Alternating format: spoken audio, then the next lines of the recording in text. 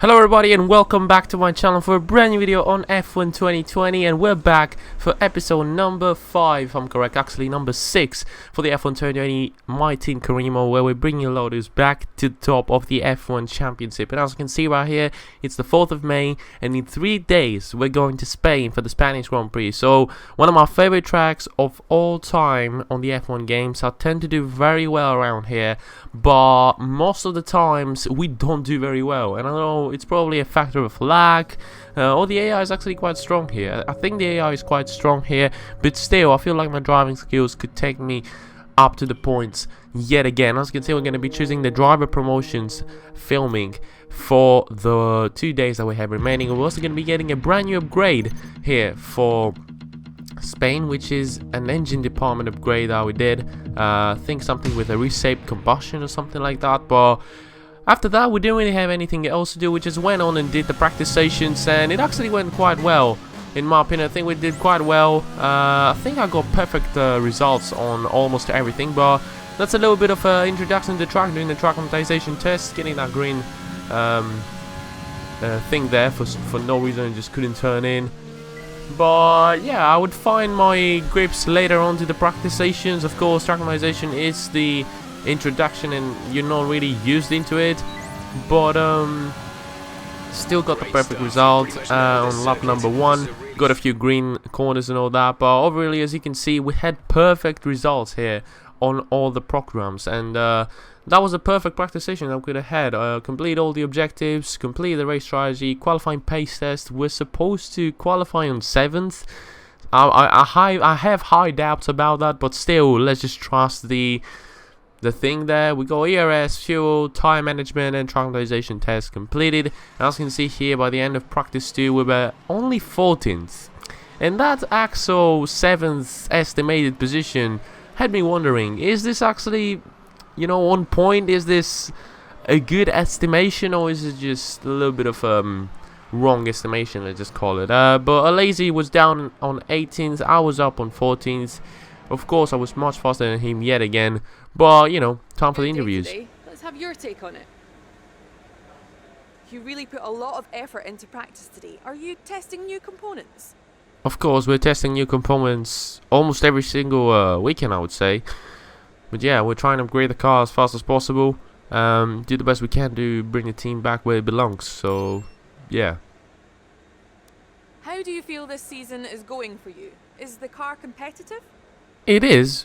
It is quite competitive. I'm getting more comfortable into it, and I feel like, you know, getting points on 5 out of the 4 races that we've raced so far is actually quite impressive for a brand new team like ours. Great. Well, that's everything. Teammate there just, you know, weighing up and all that, but we got those resource points there, as you can see. Now we got a total of 1,565 resource points. So I can't just leave, you know, without doing some upgrades. So first of all, you know, we got plenty of upgrades done on the engine part. I'm gonna be doing an upgrade on the durability department. I'm either gonna be doing MGUK or the turbo. I'm gonna be doing the turbo durability. And as well, I think we should do a chassis upgrade. Yeah, let's go and do that. And I would say let's do an aerodynamics upgrade. I feel like we've done a lot of power department upgrades. As you can see right there, we're almost equal with the Mercedes engine. So far the powertrain is looking good. So should I upgrade anything else? I feel like we don't even have the resource points to do that. So after doing those upgrades, we were ready for the qualifying sessions. As you can see, finally dry qualifying sessions here on this game. We haven't had that in a while. I feel like in Zandvoort it was you know, those mixed conditions that shuffled the grid completely. But yeah, we were ready now for qualifying after completing the new upgrades, which will be coming probably around Monaco or Baku, I should say. But yeah, this is my first effort on qualifying 1 on Q1, and based on the qualifying paces, we should be going fairly easy through the Q2, even though I still have my doubts obviously. But this is my best effort so far. Actually, this is my first lap on Q1, so I'm gonna let you enjoy a little bit some gameplay there, some engine sounds and all that.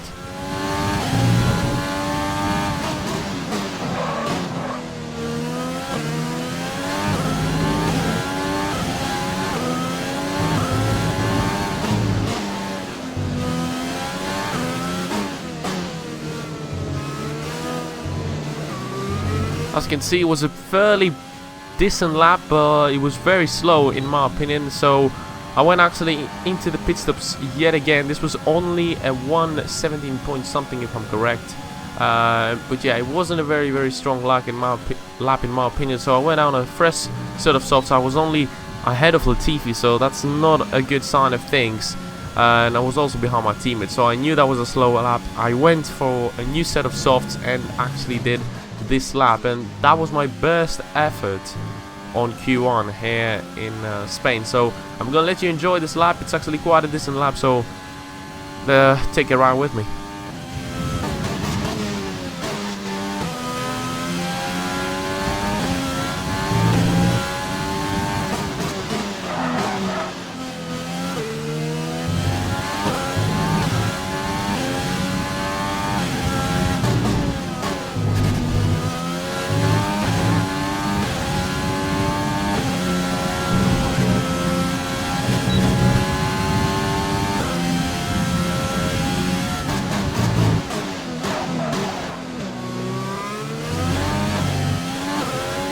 Lost a bit of time, as you saw on the second sector and on the first sector. Some exits weren't that good, but the time when we gain a lot is there on the third sector. Look at how much time we're gaining through the penultimate corner and now through the chicane. Look at how much time we just gained. We're up to 6/10, and if we had a better first sector or second sector, we would have been easily ahead of Raikkonen, but unfortunately it's just about 16th position. We were on the verge of going through the Q2.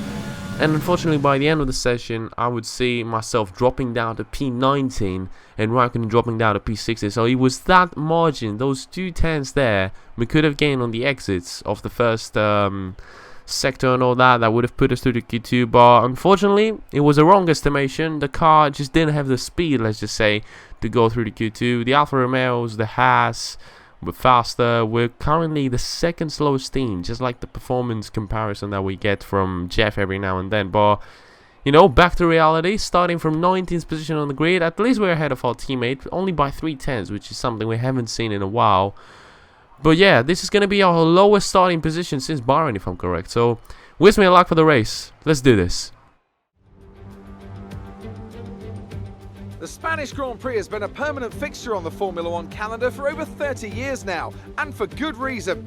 Do you remember Michael Schumacher's absolute dominance here in that rain-soaked Grand Prix in 1996? That day he took his first ever victory for Ferrari, and we've had many more iconic moments since. It's 730 metres from pole position down to a slippery turn 1 here, the first of 16 corners around this 2.89 mile racetrack. The long, wide turn 3 and the uphill right-hander of turn 9 can both be taken full throttle in the right conditions, but I doubt very much we'll be seeing any of that today. And as always, a man with plenty of racing experience joins me in the commentary box. Today it's Anthony Davidson. Tell me, Ant, you're no stranger to surviving the melee of turn 1. So how do you keep out of trouble when there's so much going on around you? There are three main things to worry about there, Crofty: positioning, awareness and discipline. First, you have to put your car in a bit of space and make sure you have room to react to what the others are doing. Then you have to watch your mirrors and listen to the sounds around you to get a sense of where everyone is. And finally, just don't get too greedy. Just because a gap exists doesn't always mean you should go for it. Now that we've got some points on the board, let's continue this form and aim for another top 10 finish. It wouldn't really be an F1 2020 My Team career mode race without having rain at the start of the race. So we're starting yet another race on the Inters, just like in Zandvoort.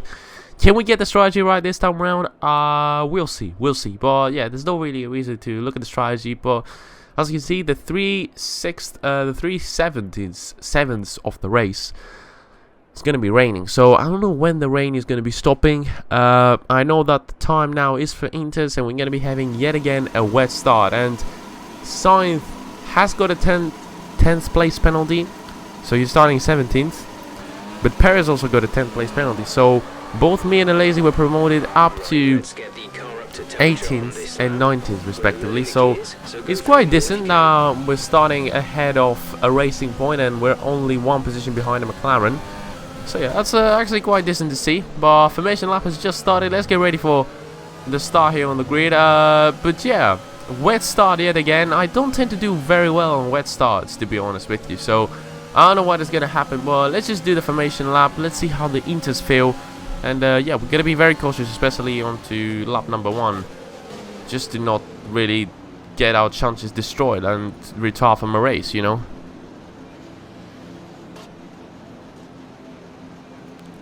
So yeah, lined up for the grid, waiting for the Williams, and now it's time for the start. It's 2 lights, 3 lights, 4 lights, and now it's 5 lights. And it's lights out, and away we go for the Spanish Grand Prix. It's a pretty distant start. Carlos Sainz is getting away from us. Laser is just overtaking me there. Now Perez is going to overtake me. And I think I also got a Williams now on my left-hand side of Russell. But I'm going up the inside of both Perez and Russell. And also side by side with my teammates. So into turn number 1, regain all of the positions that we lost. And we're back up to our starting position, which is 18. As I can see, Carlos Sainz is trying now to overtake Romain Grosjean around the outside. That's a very crazy move that he's trying to complete there, as Perez has overtaken my team and he's now up my inside. Can he have a better exit than me? I highly doubt it. He's still on my outside, but I'm at the same time going up the inside of Antonio Giovinazzi, trying to complete there the move on the Alfa Romeo, the Italian. And on the exit we have a better exit. He's still on my outside, I'm still on the inside, and now we might as well complete the move there. A little bit of wheel spin there, but yeah, the conditions are treacherous at the moment, as you can see. We can't really hold on to the car very easily. It's going to be a very, very tough start of this Grand Prix. As you can see, going up the inside of Romain Grosjean into this corner as we end now the second sector. What a great move that was. He was very early on the brake, so we've already gained 2 positions. We're up into P16, right behind Carlos Sainz on P15. And as you can see on lap number 7, nothing really has changed. Pace is quite steady, quite consistent. And we're just behind Carlos Sainz. At the same time, Grosjean is still behind us. Giovinazzi trying to stay ahead of Sergio Perez and my teammate. Situation, but I don't think we have cause to move on to a different tyre yet. So, according to Jeff, dries are gonna wait for quite a while still. But I feel like it's getting drier and drier lap after lap. So we might as well move to the dries very, very soon. But as you can see right here, on lap number 8, I missed my chance to go for the dries. Whenever you see the indication, the DRS enabled sign, it means that it was just about the right time to go for dries. Even though it's still raining, that would have been the perfect timing to go for dries. At least that's what happened on the previous games. But either way, we went for dries on the same lap as the rest of the field, so we didn't gain any time whatsoever. One positive is that Carlos Sainz is going to get a slight double stock there, so we're probably going to be overtaking him by the end of the pit stop. So let's see. Oh, that's a pretty slow pit stop, only 2.7 second pit stop, but still we're going to be ahead of Sainz and Gasly. Some cars have actually put a set of soft, so I don't know what the strategy really is on about. They're probably going to be faster than us around this lap. The same thing happened, I think, in China or Zandvoort, something like that. But oh my god, these tires don't feel right. These tires just don't feel right at the moment. It feels like I'm driving on ice. These tires, I've already had them for 1 lap and they feel terrible. They feel terrible. There's no wear, the temperatures are fine, and somehow these tires just feel horrendous. Look at this. Look at this. I'm fighting there with the car.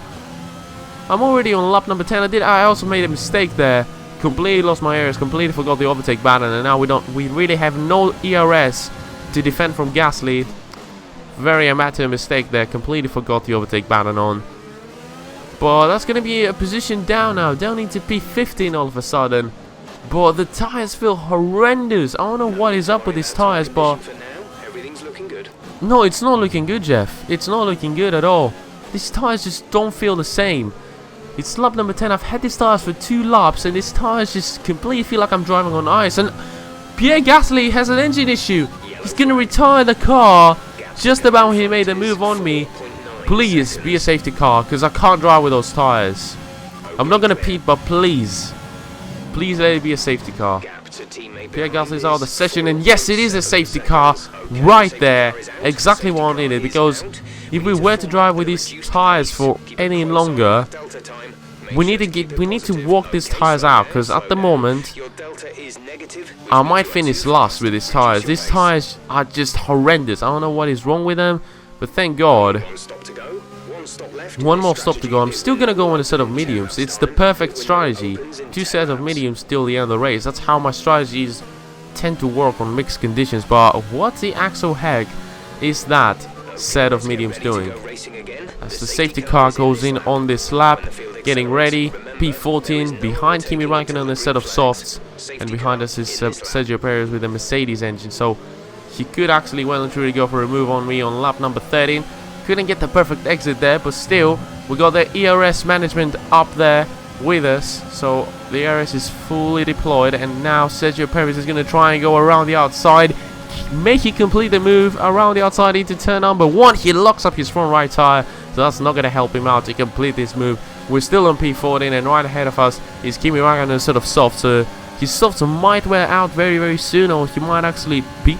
So he's our main rival, so we really care about what he does, and that's what he does. Goes into the pit stops for a set of probably mediums to go, or hards to go till the end of the race.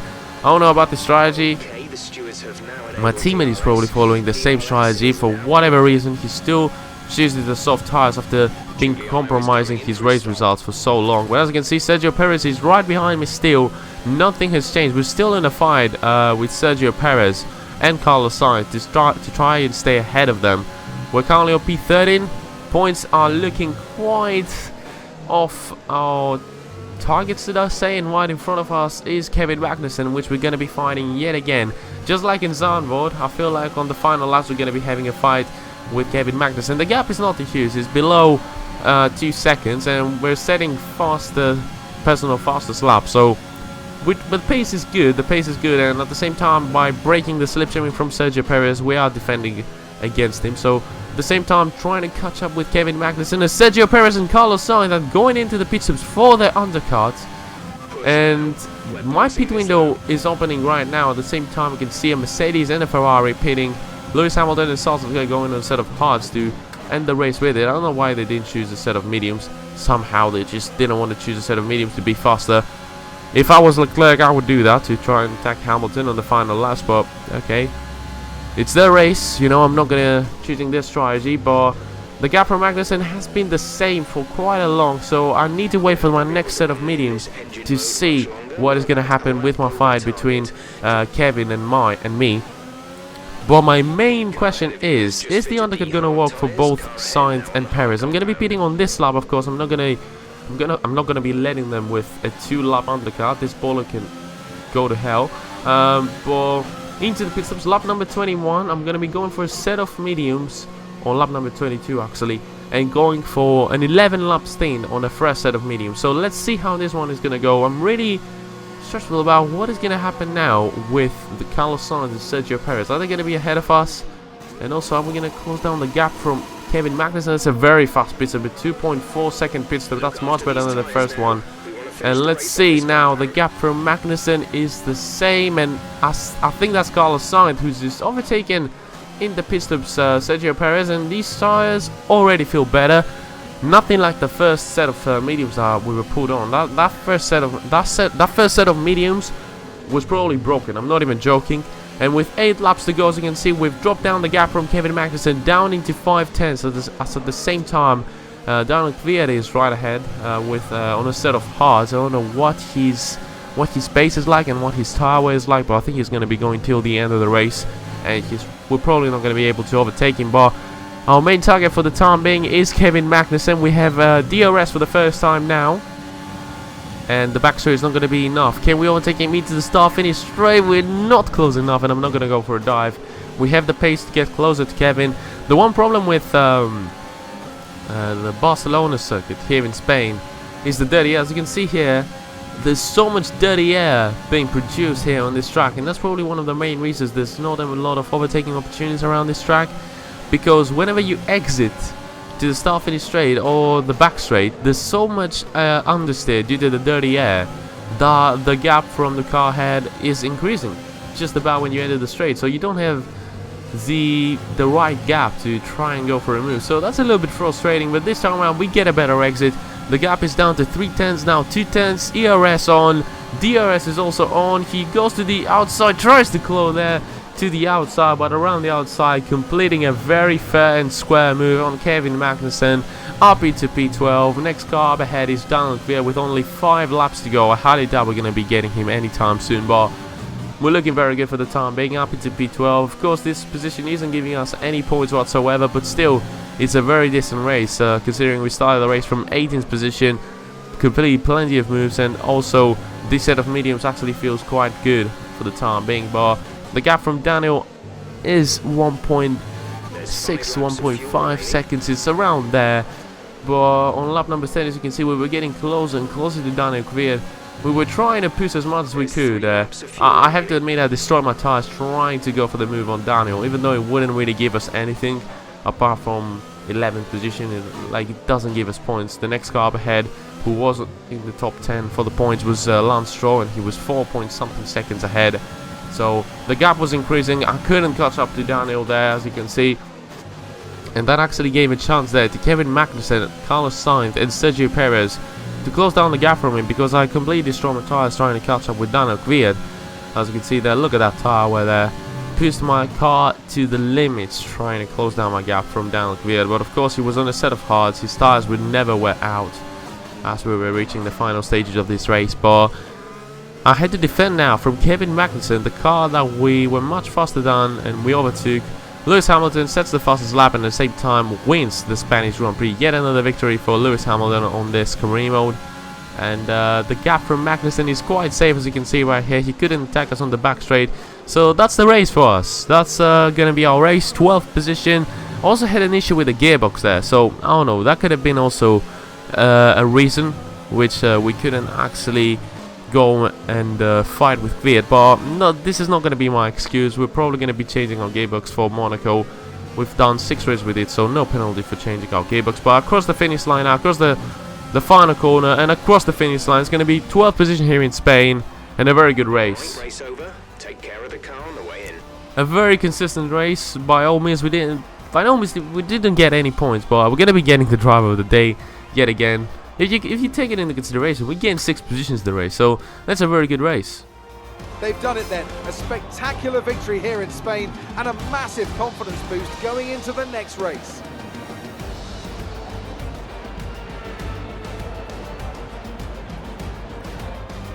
So Anthony, what made the difference out there today? Well, the safety car completely changed the race, didn't it?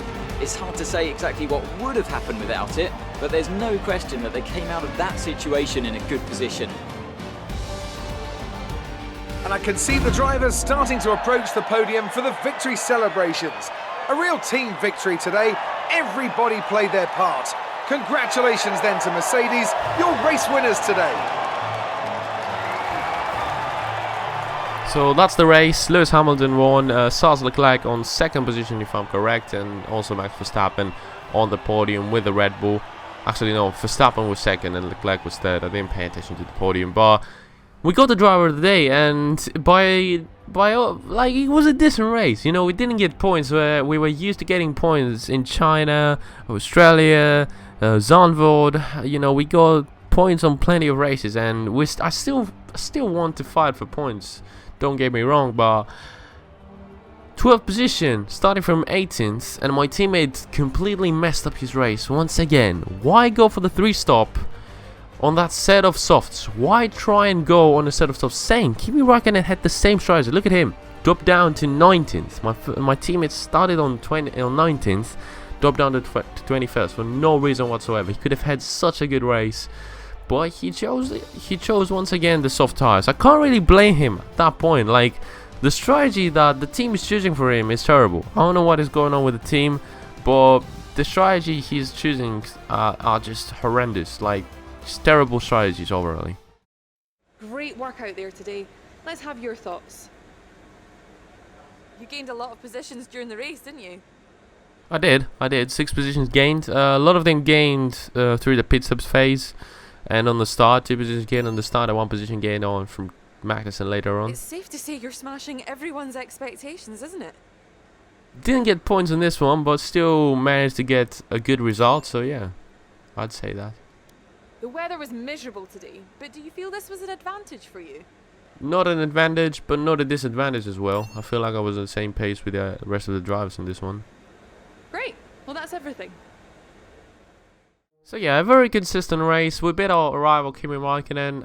Actually, we were equal on this race. He had a better lap overly, so you know that set of soft tires gave him the faster lap from the two of us. But you know, some people will say that was a bit of a boring race. It was also for me driving this race. It was a little boring, but overall, I feel like we gave it our best shot. We were consistent with the lap times. We were doing good lap times. We overtook two cars at the start of the race.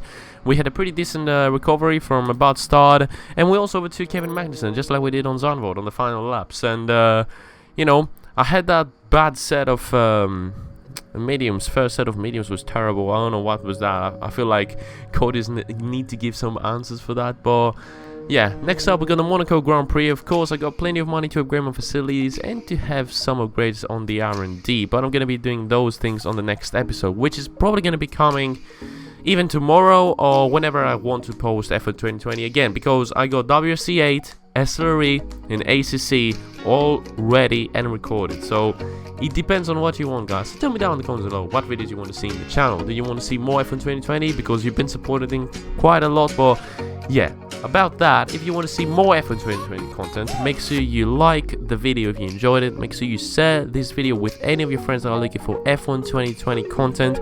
Make sure you subscribe to the channel, because it really helps me out a lot. And yeah, I will be seeing you on the next video, guys. Goodbye.